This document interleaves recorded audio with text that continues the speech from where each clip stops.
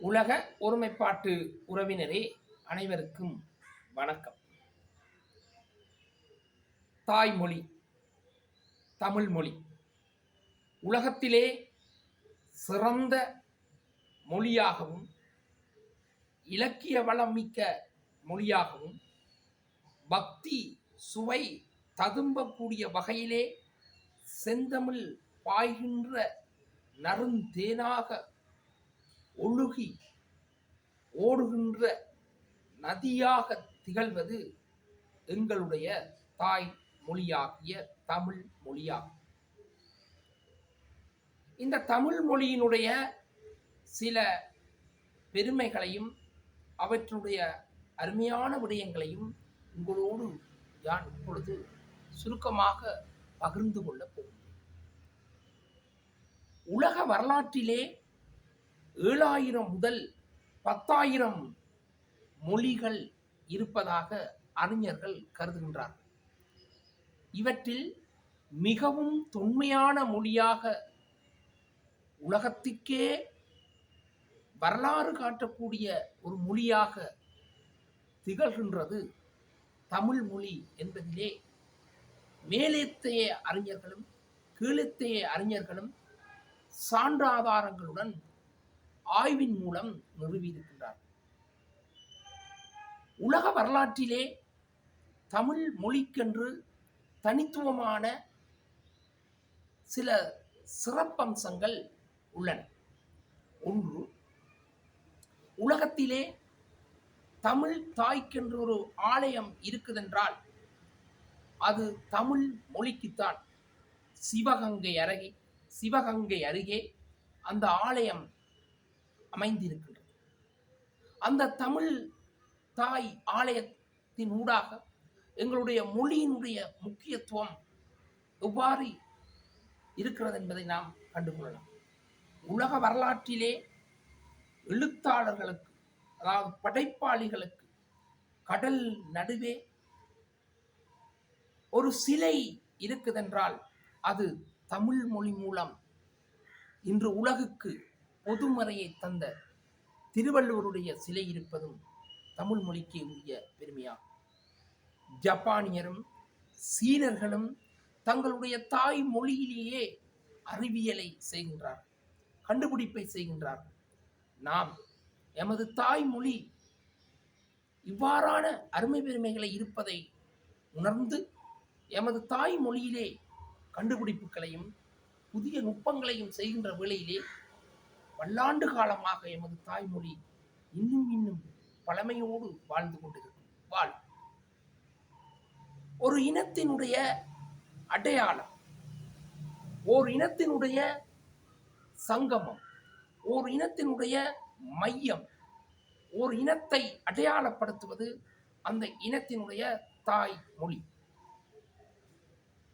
ஒரு இனம் படிப்படியாக தன்னுடைய இருப்பை இழந்து கொண்டு போகின்றதென்றால் அங்கே தாய்மொழி சரியாக பாதுகாக்கப்படவில்லை என்பதைத்தான் காட்டுகின்றது.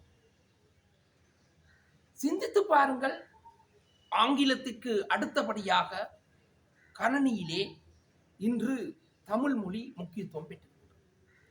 ஆனால் எமது தாய்மொழியை நாம் அந்தந்த நாடுகளிலே பயன்படுத்துகின்ற, பிறந்த நாட்டிலே பயன்படுத்துவதை இழிவாக கருதுகின்றோம். இன்று புலம்பெயர் நாடுகளிலே வாழ்கின்றவர்கள் தாய்மொழியை பாதுகாப்பதற்கு எவ்வளவோ பாரதூரமான முயற்சிகளை செய்து கொண்டிருக்கின்றார். பல தமிழ் இலக்கியங்களை படைத்துக் கொண்டிருக்கின்றார். ஆகவே நாம் தமிழ் மொழி என்பது எங்களுடைய தாய்மொழி. அந்த தாய்மொழியை பாதுகாக்க நாம் வீட்டிலும் வேலை தளங்களிலும் எமது பொது இடங்களிலும் தாய்மொழியை பேசி அந்த தாய்மொழியினுடைய அருமை பெருமையை பாதுகாப்பதனூடாக எமது இனத்தினுடைய அடையாளத்தை பாதுகாக்க முடியும். இன்று இலங்கையிலே சிறப்பாக 2 தாய்மொழிகள் பேசப்படுகின்றன. ஆனால் அந்த 2 தாய்மொழிகளிலே ஒரு தாய்மொழி, அதாவது தமிழை பேசுகின்றவர்கள், தமிழை தாய்மொழியாக கொண்டவர்கள் இன்னும் ஒரு தாய்மொழியால் அடிமைப்படுத்தப்படுகின்றார். இந்த நிலை மாற வேண்டும். இந்த நிலை மாறினால்தான் இந்த சமூகமானது ஒரு ஆரோக்கியமான பயணத்தை பயணிக்க முடியும். இலங்கையிலே 2 தாய்மொழிகள் இருக்கின்றன. அந்த தாய்மொழிகளை அடிப்படையாக கொண்டு இலங்கை மக்கள் வாழ்கின்றார்கள் என்ற ஒரு தாற்பயத்துக்குள் வந்தால்தான் இலங்கை ஒரு பூரணமான பயணத்தை, ஒரு அபிவிருத்தி அடைந்த நாடு என்ற வகையிலே நவீன உலகத்தை நோக்கி செல்லும்.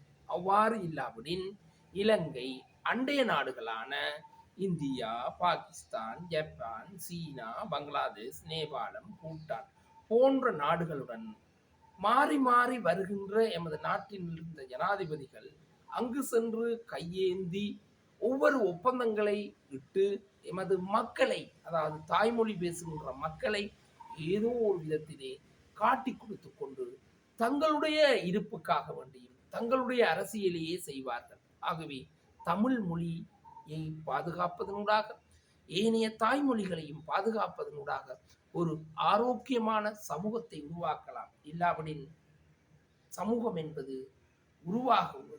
உருவாக்குவதும் எமக்கு ஒரு ஒரு ஐயத்தையே தரும்.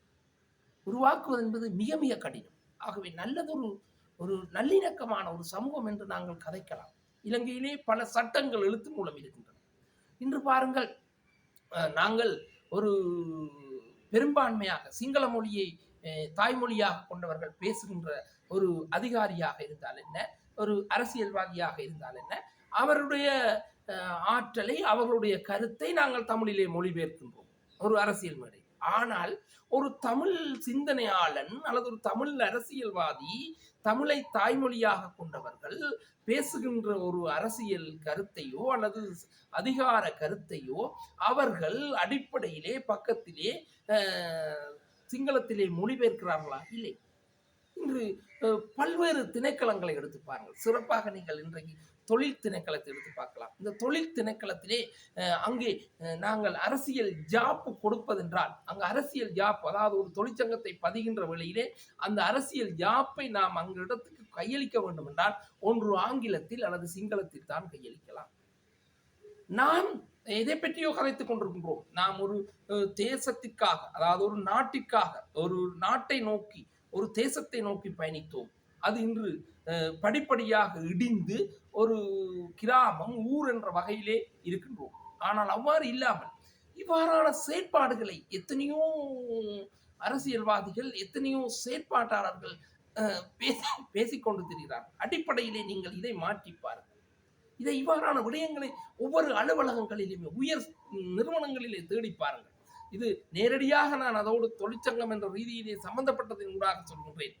ஒரு இலங்கை வரலாற்றிலே இலங்கையிலே சிங்களத்தோடு சேர்ந்து தமிழும் அரசகர்ம மொழியாக இருக்கின்றதென்றால் ஏன் தமிழ் மொழியிலே ஒரு ஜாப்பு, அதாவது ஒரு கன்செஷன், ஒரு ஜாப்பை கொடுத்து ஒரு தொழிற்சங்கத்தை பதிய முடியாது என்பது வகையிலே எந்த அளவுக்கு எங்களுடைய தமிழ் தாய்மொழி ஒதுக்கப்பட்டிருக்கிறது, மொழி திணிப்பு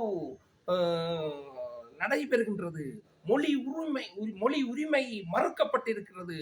ஆகவே நாம் பிறந்தது முதல் பேசுகின்ற மொழியே தாய்மொழியாகும். அந்த தாய்மொழியை அடிப்படையாக என்னுடைய பல்வேறுபட்ட வேண்டுகோளுக்கு ஏற்ப இன்று கடவுச்சீட்டு, அதாவது பாஸ்போர்ட் பெறுகிற இடங்களிலே இன்று தமிழ் மொழியினுடைய அந்த சிறப்பு பயன்படுத்தப்பட்டிருக்கிறது. இவ்வாறு சில உயர் நிறுவனங்களிலே, அதாவது இப்போ நான் சொன்னது போல் தொழில் திணைக்களம், இந்த தொழில் திணைக்களத்திலே ஒரு தொழிற்சங்கத்தை பதிவதென்றால் அங்கே கேவலக்கிட்ட விடயம், இலங்கை ஒரு பல்லினத்துவ நாடு. அந்த பல்லினத்துவ நாட்டிலே சிங்கள மொழியிலும் ஆங்கில மொழியிலும் அரசியல் ஜாப்பு கொடுத்தால் மட்டும்தான், அதாவது அந்த தொழிற்சங்கத்துக்குரிய ஜாப்பை நாம் தயாரித்து கொடுத்தால் மட்டும்தான் அங்கே தொழிற்சங்கம் பதியப்படும். தமிழ் மொழியில் இருந்தால் அந்த தொழிற்சங்கம் பதியப்படாது. அது ஒரு கேள்விக்குறியாகவே இருக்கு. அதை ஒரு ஏளனமாக பார்க்கின்றார்கள். இது நேரடியாக நாம் பெற்ற அனுபவம். இந்த கருத்துக்கள் எல்லாம் மாறி எல்லா சமூகமும், எல்லா மொழிகளையும், எல்லா சமூகத்தினுடைய தாய்மொழிகளையும் போற்றி நாமும் இந்த வையகத்தில் எல்லோரையும் போல் நன்றாக வாழ்ந்து பரம்பரையாக முரண்பாடுகளை வளர்த்துக் கொள்ளாமல் ஏதோ ஒரு வகையிலே இந்த முரண்பாடுகளை தீர்ப்போம், எமது தாய்மொழியை பாதுகாப்போம். நன்றி, வணக்கம். அன்புடன் புயல் நேசன்.